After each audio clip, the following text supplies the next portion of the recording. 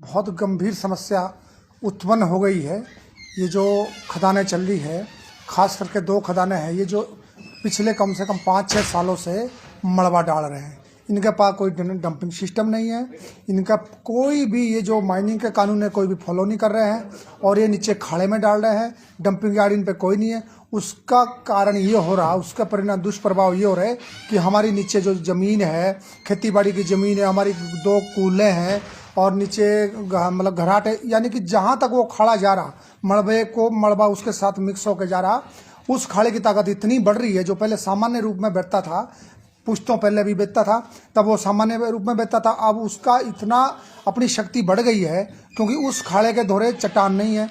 तो चट्टान नहीं है तो वो मतलब तुरंत गति से बहता है और वो हमारी ज़मीनें काट रहा। उस गांव में सारे मकान जो है क्षतिग्रस्त हो गए। हमने कई बार विभाग को लिखा, एमओ साहब को कई बार लिखा, एमओ साहब आए भी हैं, लेकिन उनको आने का कोई अभी तक वो नहीं हो रहा, वहाँ कोई सुधार नहीं हो रहा। उल्टा वो लोग क्या कर रहे हैं कि वहाँ से पत्थर ले जा रहे हैं, जबकि ये माइने तो बंद ही होनी चाहिए। अगर इन्होंने इसी हिसाब से चलाना है तो बंद ही हो जानी चाहिए। अब ये क्या कह रहे हैं कि नहीं इस बार बारिश ज़्यादा हुई। बारिश क्यों ज़्यादा हुई? आसपास हमारे दूसरे भी तो खड़े हैं, कई खड़े हैं जो हमारे आसपास बहते हैं, वहाँ तो कोई ऐसे कटाव नहीं लगा क्योंकि वहाँ करोड़ों अरबों टन मलबा जो है खाड़े में नहीं है। अभी भी जिस दिन वो आरडी नजीम जी चेयरमैन साहब आए थे, जो हाई पावर कमेटी के अध्यक्ष है, उन्होंने साफ हार्डली इंस्ट्रक्शन दी हुई थी कि आप लोग इस मलबे को उठाओ। एक भी कंकर इन्होंने मलबा नहीं उठाया, उल्टा इन्होंने जो है प्रोडक्शन शुरू कर दिया है, गाड़ियाँ वहाँ से ले जा रहे हैं। तो अगर ये भी देखो, अभी बारिश होगी, आने वाले टाइम में बारिश होगी, तो इसके लिए ये जिम्मेदार होंगे अफसर, माइनिंग अफसर खास करके जिम्मेदार होंगे। अभी भी ये पूरी नरमी बरत रहे हैं, इनके साथ जो है पूरी नरमी बरत रहे हैं। माइन कौन सी है जी, क्या है? माइन का नाम है, एक तो जेएसटी की माइन है, एक बलबीर सिंह सुप्पाराम की माइन है, और ये पिछले जो है 5-6 सालों से पूरा मलबा खाड़े में धकेल रहे हैं। इनके पास कोई सिस्टम नहीं है और ये विभाग को, डिपार्टमेंट को गुमराह कर रहे हैं और विभाग इनके साथ नरमी पूरी बरता हुआ है। गांव की ये स्थिति है सर, वहां पर उस गांव में 25-30 घर है टोटल, उसमें से 10-12 परिवार ऐसे हैं जो प्रथम श्रेणी में हैं, जो खाड़े के नज़दीक में रहते हैं। वो लोग, हम लोग मतलब उसमें से भी 10-12 परिवारों में से भी 2-4, 3-4 परिवार, 5-6-7 परिवार ऐसे जो उजड़ के चले गए। अब हमारा जो इस वक्त है, जो कुछ हमारे पास ज़मीन बची हुई है पुरखों की, बुजुर्गों की, हम तो एक भी भी नहीं ले पाएंगे। क्या फ़ायदा करेंगे? हम ऐसे रोज़गार का हमारा सारा कुछ खत्म हो जाएगा अगर ये बंद नहीं हुई।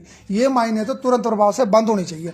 अब दिक्कत ये है, अब इसमें जो ये एक लीज पट्टा है 49 बीघे का, इसके जो माइन ओनर है वो अपने आप दिल्ली बैठे हुए हैं। तो इसके जो पाउंटा में जो प्रेस क्लब के अध्यक्ष है आरपी तिवारी जी, उनके जिम्मे सारा कुछ एक हिसाब से वही माइन ओनर है।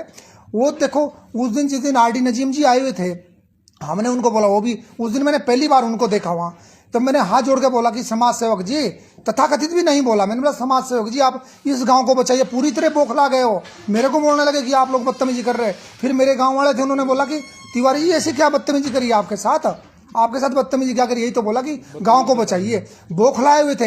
अरे तिवारी जी, बौखलाना तो हमको चाहिए जिनके घर और खेत सारा कुछ खत्म हो गया, हमने तो इतना भुगत लिया इसका, आप बौखलाहट में क्यों हैं? तो वो बौखला, पूरे गांव में उन्होंने इतनी लड़ाइयाँ करवा रखी। ऐसे समाज सेवक और अपने आप को समाज सेवक बनते हैं, किस चीज़ के? वहाँ तो बिल्कुल भी हमने ऐसा कुछ नहीं पाया कि समाज सेवक वाली कोई बात ही नहीं उनके अंदर। उन्होंने उस गांव में लड़ाइयाँ करा रखी है, जो है एक दूसरे को लड़ाते हैं वो। और तो आपका जो मेन कहना है कि ये माइन जो है ये मिली भगत से चल रही है सब कुछ, ये माइन बिल्कुल। तो आपका आरोप सरकार के ऊपर भी है और हमारा प्रशासन, बिल्कुल विभाग के ऊपर सबसे बड़ा आरोप है। वो बिल्कुल नरमी, वो इंक्वायरी नहीं करते, इनके ऊपर कार्रवाई नहीं करते। ये माइंस कहाँ है? और ये बनौर पंचायत में खतवाड़ गांव में है सर। ये हमारे घर के नज़दीक ही है। ये सारा मलबा खाड़े में डालते हैं और हमारी ज़मीनें, उपजाऊ ज़मीनें सारे कट रही है। जहाँ से हम पड़े बड़े हुए हैं, जहाँ जो हमारा मुख्य पेशा था खेतीबाड़ी, आज भी हमारा वही है खेतीबाड़ी पेशा। गाँव कौन से? अगर इनको चलानी है मायने सर, देखो अगर इनको चलानी है, इस तरह मानना ही नहीं है, दादागिरी से इनको चलानी है, तिवारी जी को इनको मायने चलानी है, तो ये पूरा हमारा जितना भी है सारा मूलभूत सुविधाओं के साथ हमें दूसरी जगह बसा दें। क्या डिमांड है अब आपकी? हमारी डिमांड तो देखो, अभी क्या कर रहे थे, ये अभी मरहम लगाने का काम कर रहे थे। इन्होंने कहीं करा होगा नीचे ब्लॉक में, तो 1-1.5 लाख रुपए में पेशकश की गई थी, तो उस पर भी हमने एक पत्र बनाया, कापी आप मांगे के दे दिया। हमने उसको हमने ये कहा कि आप 1-1.5 लाख रुपए दे के क्या करेंगे? हम लोग वहाँ जमीनें हमारी नहीं कहाँ लगाएंगे? और 1-1.5 लाख रुपए से तो बाथरूम भी नहीं बनते हैं आजकल। करोड़ों रुपए की हमारी ज़मीनें बह गई, हमारे तो पूरा मूलभूत सुविधाओं के साथ दूसरी जगह शिफ्ट किया जाए। अब आप एक बात देखो जी, इनके अपने घर तो वहाँ है नहीं, इनके जो माइन ओनर है, जो रिप्रेजेंटेटिव है तिवारी जी, इतने मौतकर संस्था के ये अध्यक्ष बने हुए हैं, प्रेस क्लब के अध्यक्ष है ये, इनको जरा सी भी अगर इनके अंदर नैतिकता, इनको तुरंत प्रभाव से बंद कर देनी चाहिए माइनों को। ये आरोप ये भी लगाते हैं माइन वाले कि भाई आप लोग इसको राजनीतिक प्रेरित करके नहीं, कैसी राजनीति कर रहे हैं जी हम? हमारे पास तो वीडियो है, साक्ष्य है, सारे मौके पे बयान है, आप लोग का तो लैपटॉप में दिखा देंगे। ये कैसे आरोप लगाते हैं? मलबा वहाँ करोड़ों टन मलबा पड़ा हुआ है खाड़े में, जैसे ही बारिश आएगी वो बर्बाद कर देगा हम लोगों को। साइड है दिखाई भी उसमें? कुछ भी डंपिंग नहीं है। डंपिंग तो ये है सर, पत्थर वो बेच जाते हैं जो कीमती पत्थर है, और बाकी का सारा वेस्टेज जो खाड़े में धकेल देते हैं। ये है इनकी डंपिंग साइड, बर्बाद हम लोग हो रहे।